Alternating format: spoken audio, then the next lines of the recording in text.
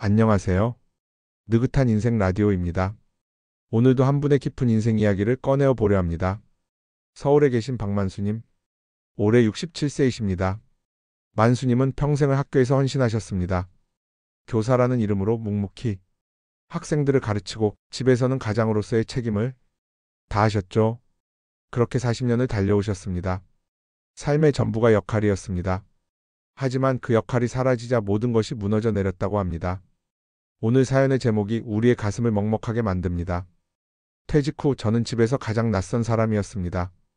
결국 67세에 이혼을 했습니다. 그리고 비로소 나를 찾았습니다. 그럼 박만수님의 솔직한 고백을 함께 들어보겠습니다. 퇴직하던 날 교직원실 문을 나설 때 발걸음이 그렇게 가벼울 수가 없었습니다. 아, 이제 진짜 내 인생이 시작되는구나. 동료들이 쥐어준 꽃다발을 가슴에 안았습니다. 박 선생님, 고생하셨습니다. 이제 좀 쉬세요. 쉬라는 그 말이 귓가에 맴돌았습니다. 무거운 짐을 내려놓은 해방감. 그날만큼은 정말 행복했죠. 집에 돌아와 꽃다발을 식탁 위에 올려놓았습니다. 아내가 무심하게 수고했어요 라고 말하더군요. 짧았지만 진심이 느껴졌습니다. 그렇게 달콤한 꿈을 꾸며 잠들었습니다. 하지만요, 그 쉬는 시간이라는 게 이렇게 길고 외롭고 무거울 줄은 정말 몰랐습니다. 저는 몰랐습니다. 제가 쉬기 시작하면 아내의 일상이 무너진다는 것을. 퇴직 첫날 아침 알람 없이도 눈이 번쩍 떠졌습니다. 시계를 확인했습니다. 7시 30분. 평소 같으면 이미 교문에 도착해서 학생들의 떠드는 소리를 들었을 시간이죠. 몸은 습관처럼 움직이려 하지만 갈 곳이 없다는 게 너무나 낯설었습니다. 허전함이 온몸을 휘감았습니다. 따뜻한 커피라도 한 잔 내려볼까 싶어 설레는 마음으로 부엌으로 향했습니다. 부엌은 아내의 영역이었습니다. 40년간 아침 밥상을 책임지던 공간. 제가 부엌 한가운데 서서 머뭇거리자 아내가 고개를 돌려 저를 봤습니다. 어떤 표정이었을까요? 어색함? 불편함? 아내는 저를 쳐다보지도 않고 낮은 목소리로 말했습니다. 당신 왜 자꾸 주방에 들어와요? 좀 비켜줘요. 일할 시간 없어요. 방에 가서 쉬세요. 방에 가서 쉬세요. 그 말은 마치 여기서는 방해만 된다는 차가운 통보처럼 들렸습니다. 저는 그때부터 집 안에서도 눈치를 보기 시작했습니다. TV 볼륨을 낮추고 신문 펼치는 소리도 조심하고 걷는 발걸음까지도 신경 썼습니다. 집이 가장 편안해야 할 안식처가 가장 불편하고 낯선 손님의 공간이 되어버렸습니다. 아내는 퇴직 전이나 지금이나 똑같이 바쁜데 저는 왜 이렇게 한가하고 무용지물처럼 느껴지는 걸까요? 저녁 식탁 위 식은 밥을 바라보다가 한참을 말이 없었습니다. 퇴직 후 가장 괴로운 건 대화할 사람이 없다는 겁니다. 학교에 있을 때는 하루에도 수십 명의 학생, 동료 교사들과 이야기했습니다. 제 말이 곧 교실의 질서였죠. 하지만 집에서는요? 아침에 좋은 아침이라고 말해도 아내는 응 한마디뿐입니다. 어느 날 저녁 용기를 내어 아내에게 말을 걸었습니다. 여보, 나 그때 3학년 2반 반장 기억나? 걔가 이번에 연락이 왔더라고. 그리웠던 학교 이야기, 제자들 이야기, 내 인생의 전부였던 그 시절을 이야기했습니다. 그런데 아내가 밥숟가락을 탁 하고 내려놓더니 저를 똑바로 쳐다봅니다. 그만 좀 옛날 얘기해요. 지금 사는 얘기 좀 해요, 제발. 당신은 아직도 학교 선생님이에요. 이제 당신도 평범한 아저씨잖아요. 그 순간 가슴 속에서 무언가가 파사삭하고 부서지는 소리가 났습니다. 나는 지금을 살고 있지 않은가? 나는 평범한 아저씨가 되는 것이 그렇게 잘못된 일인가? 그날 밤 불 꺼진 거실 소파에 몸을 파묻었습니다. 낮에는 수십 명의 시선을 한 몸에 받던 교실의 중심이었던 내가 이젠 이 집에서 투명 인간처럼 존재감이 없었습니다.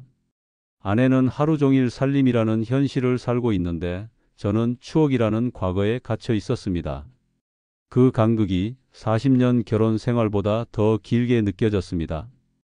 아내의 눈에 비친 저는 학교에서의 무게는 벗었지만 집에서는 아무것도 할 줄 모르는 거추장스러운 존재일 뿐이었습니다.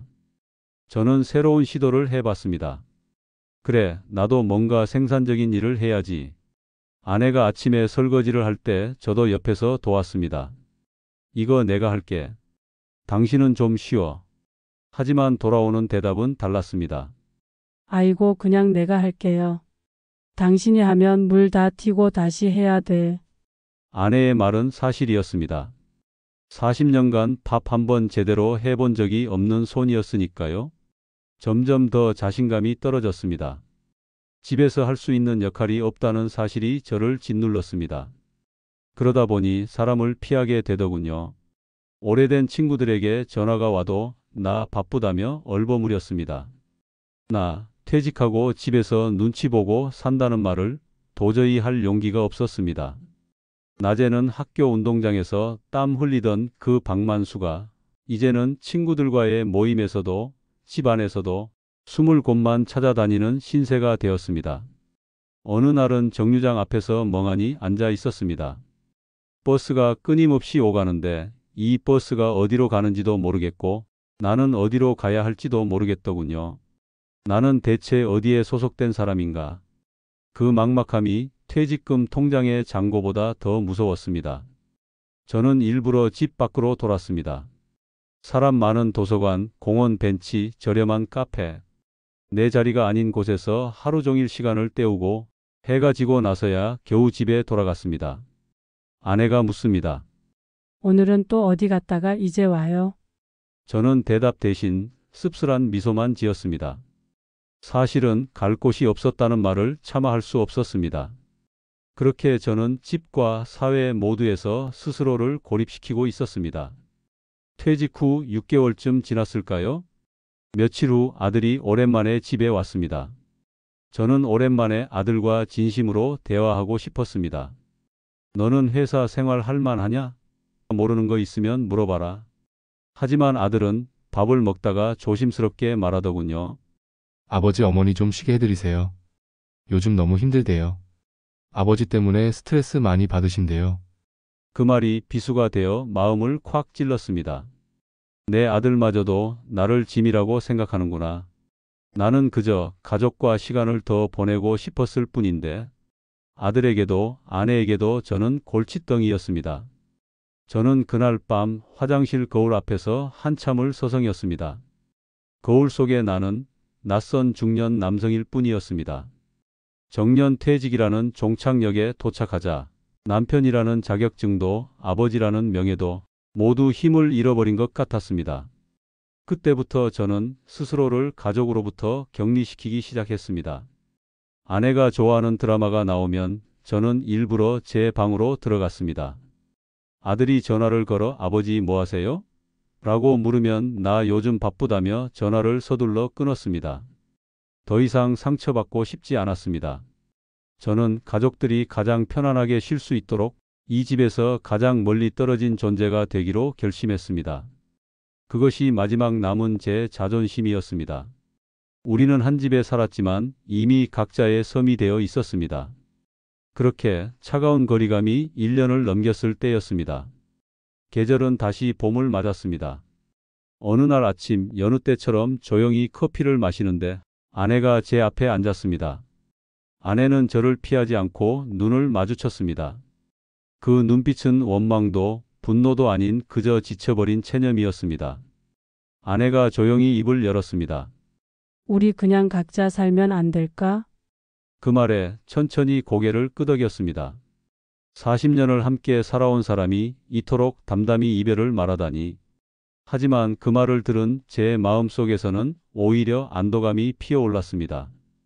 이제는 더 이상 이 집에서 눈치를 보지 않아도 된다는 생각. 결국 우리 둘 다 지쳐버린 거였습니다. 아내는 짊어진 짐에 지쳤고 저는 잃어버린 존재감에 지쳤습니다. 그렇게 우리는 이혼했습니다. 소리 없는 이별이었습니다. 법원에서도 식당에서도 우리는 눈물도 원망도 없이 그저 사인을 하고 헤어졌습니다.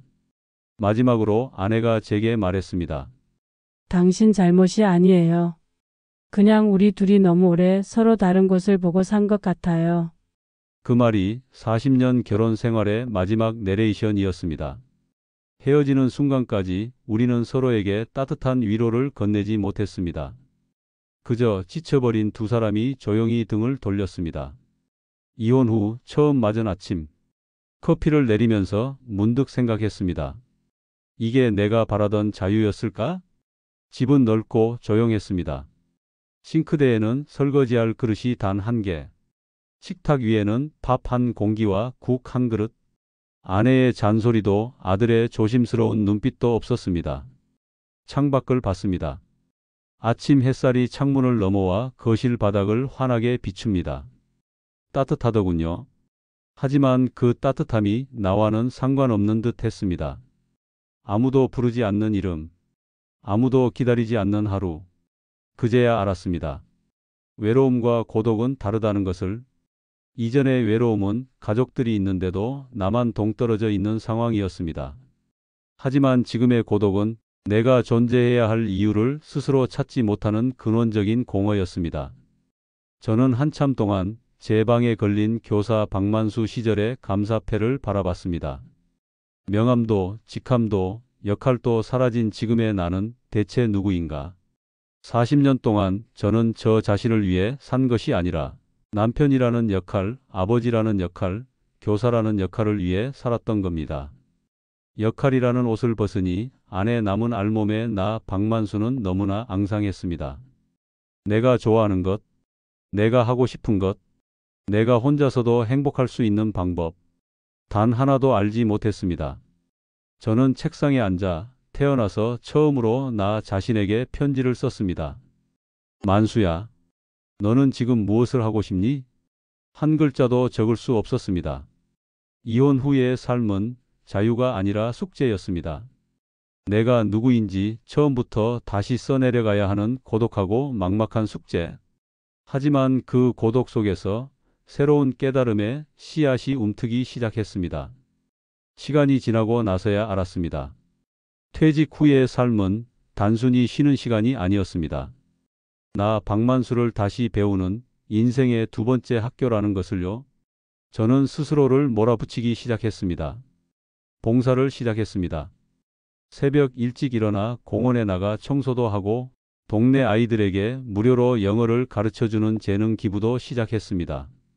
나를 필요로 하는 곳이 있다는 것, 나의 작은 능력이 누군가에게 도움이 된다는 것, 그것만으로도 잃어버렸던 존재의 이유가 다시 생겨나는 듯 했습니다.